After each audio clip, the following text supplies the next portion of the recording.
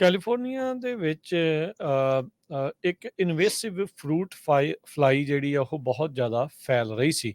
ਅੱਜ USDA ਨੇ ਐਲਾਨ ਕੀਤਾ ਆ ਵੀ ਕੈਲੀਫੋਰਨੀਆ ਦੇ ਵਿੱਚੋਂ ਉਸ ਨੂੰ ਪੂਰੀ ਤਰ੍ਹਾਂ ਖਤਮ ਕਰ ਦਿੱਤਾ ਗਿਆ ਆ। ਇਹ ਜਿਹੜੇ ਇਨਵੇਸਿਵ ਪੈਸਟ ਜਾਂ ਕਹਿ ਲਓ ਵੀ ਫਰੂਟ ਫਲਾਈਜ਼ ਆ, ਇਹ ਪਹਿਲਾਂ ਐਡੀ ਵੱਡੀ ਸੰਖਿਆ ਦੇ ਵਿੱਚ ਕੈਲੀਫੋਰਨੀਆ 'ਚ ਨਹੀਂ ਸੀ ਦੇਖੀਆਂ ਗਈਆਂ। ਸਟੇਟ ਤੇ ਫੈਡਰਲ ਇਨਵਾਇਰਨਮੈਂਟਲ ਅਧਿਕਾਰੀਆਂ ਨੇ ਅੱਜ ਐਲਾਨ ਕੀਤਾ ਆ।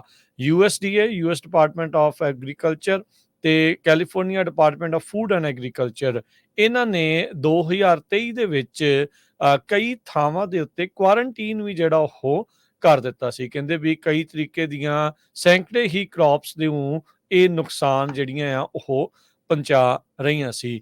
ਇਹ ਇਨਸੈਕਟ ਓਰੀਐਂਟਲ ਟਾਓ, ਕੁਈਨਜ਼ਲੈਂਡ, ਮੈਕਸੀਕਨ ਤੇ ਮੈਡੀਟਰੇਨੀਅਨ ਫਲਾਈਜ਼ ਕਹਿੰਦੇ ਵੀ ਅਫਰੀਕਾ, ਏਸ਼ੀਆ ਤੇ ਲੈਟਿਨ ਅਮਰੀਕਾ ਦੇ ਵਿੱਚੋਂ ਜਿਹੜੇ ਕੁਝ ਹਵਾਈ ਦੀਆਂ ਵੀ ਨੇਟਿਵ ਆ, ਉਹ ਇੱਥੇ ਮੇਨਲੈਂਡ US ਦੇ ਵਿੱਚ ਪਹੁੰਚੀਆਂ ਹੋਈਆਂ ਸੀ। ਕੈਲੀਫੋਰਨੀਆ ਆਪਾਂ ਨੂੰ ਪਤਾ ਵੀ ਖੇਤੀ ਪ੍ਰਧਾਨ ਸੂਬਾ ਆ। ਇੱਥੇ ਬਹੁਤ ਸਾਰੀਆਂ ਕ੍ਰੌਪਸ ਰੈਗੂਲਰ ਜਿਹੜੀ ਆ ਫੂਡ ਸਿਕਿਉਰਿਟੀ ਨੂੰ ਲੈ ਕੇ ਤੇ ਜਿਹੜੀਆਂ ਸਪੈਸ਼ਲਟੀ ਕ੍ਰੌਪਸ ਆ ਉਹ ਇੱਥੇ ਬਹੁਤ ਹੁੰਦੀਆਂ ਆ। ਕਹਿੰਦੇ ਵੀ ਇਹਨਾਂ ਇਨਵੇਸਿਵ ਫਰੂਟ ਫਲਾਈਜ਼ ਦੇ ਕਰਕੇ 400 ਜਿਹੜੀਆਂ ਸਪੀਸ਼ੀਜ਼ ਆ ਫਰੂਟ ਤੇ ਵੈਜੀਟੇਬਲਸ ਆ ਉਹਨਾਂ ਦਾ ਨੁਕਸਾਨ ਹੋ ਸਕਦਾ ਸੀ, ਜਿਨ੍ਹਾਂ ਦੇ ਵਿੱਚ ਔਰੇਂਜ, ਗ੍ਰੇਪ ਤੇ ਮੈਂਗੋਜ਼, ਬਲੂਬੈਰੀਜ਼ ਤੇ ਟੋਮੈਟੋਜ਼ ਵੀ ਸ਼ਾਮਲ ਸੀਗੇ। ਪਰ ਅੱਜ ਉਹਨਾਂ ਨੇ ਕਿਹਾ ਆ ਵੀ ਕੁਆਰੰਟੀਨ ਕਰਨ ਤੋਂ ਬਾਅਦ 'ਚ ਇਹਨਾਂ ਨੂੰ ਇਵੈਂਚੁਅਲੀ ਜਿਹੜਾ ਆ ਉਹ ਹੁਣ ਨਸ਼ਟ ਕਰ ਦਿੱਤਾ ਗਿਆ ਆ।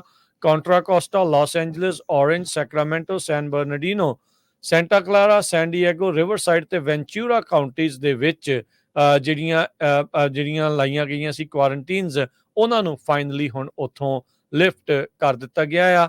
ਮਿਲੀਅਨਸ ਤੋਂ billions of dollar the commercial agriculture ਇਹਨਾਂ ਫਰੂਟ ਫਲਾਈ ਆਊਟਬ੍ਰੇਕ ਦੇ ਕਰਕੇ ਖਤਰੇ 'ਚ ਪਈ ਹੋਈ ਸੀ। ਅਗਲੀ ਖਬਰ ਵੱਲ ਚੱਲੀਏ। ਕੈਲੀਫੋਰਨੀਆ ਦੇ ਵਿੱਚ ਰੈਸਟੋਰੈਂਟਸ ਦੇ ਵਿੱਚ ਜਿਹੜਾ ਮਿਨੀਮਮ ਵੇਜ ਆ, ਖਾਸ ਕਰਕੇ ਜਿਹੜੇ ਫਰੈਂਚਾਈਜ਼ੀ ਰੈਸਟੋਰੈਂਟ ਆ ਉਹਨਾਂ ਦਾ $20 ਕਰ ਦਿੱਤਾ ਗਿਆ ਸੀ। ਉਹਦੇ ਕਰਕੇ ਪਿਛਲੇ ਸਮੇਂ ਦੇ ਵਿੱਚ ਕਾਫੀ ਪੀਜ਼ਾ ਦੇ ਰੈਸਟੋਰੈਂਟ, ਹੋਰ ਰੈਸਟੋਰੈਂਟਸ ਜਿਹੜੇ ਆ ਉਹ ਬੰਦ ਵੀ ਹੋਏ ਹੈਗੇ ਆ। ਹੁਣ ਇਹ ਖਬਰ ਆ ਰਹੀ ਆ ਵੀ ਇਨ ਐਂਡ ਆਊਟ ਦੇ ਰਾਈਵਲ ਜਿਹੜਾ ਸ਼ੇਕ ਸ਼ੈਕ ਹੈਗਾ, ਉਹ ਆਪਣੇ 5 ਸਟੋਰ ਜਿਹੜੇ ਆ ਕੈਲੀਫੋਰਨੀਆ 'ਚ ਬੰਦ ਕਰਨ ਜਾ ਰਿਹਾ ਹੈਗਾ ਆ ਸਤੰਬਰ 25 ਤੋਂ।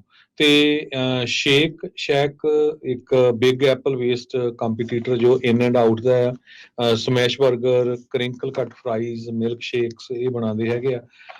ਉਹਨਾਂ ਨੇ ਇਹ ਕਿਹਾ ਵੀ 6 ਲੋਕੇਸ਼ਨਾਂ ਕੈਲੀਫੋਰਨੀਆ 'ਚ ਤੇ ਓਕਲੈਂਡ 'ਚ ਇੱਕੋ ਹੀ ਇੱਕ ਲੋਕੇਸ਼ਨ ਉਹ ਅਗਲੇ ਮਹੀਨੇ ਬੰਦ ਕਰਨ ਜਾ ਰਹੇ ਆ। ਓਕਲੈਂਡ 'ਚ ਧੜਾ ਧੜ ਰੈਸਟੋਰੈਂਟ ਜਿਹੜੇ ਬਿਜ਼ਨੈਸਸ ਆ ਉਹ ਬੰਦ ਹੋ ਰਹੇ ਹੈਗੇ ਆ। ਕਹਿੰਦੇ ਬਈ ਲਾਸ ਐਂਜਲਸ ਏਰੀਆ ਦੇ ਵਿੱਚ ਵੀ ਜਿਹੜੇ ਉਹਨਾਂ ਦੀਆਂ ਲੋਕੇਸ਼ਨ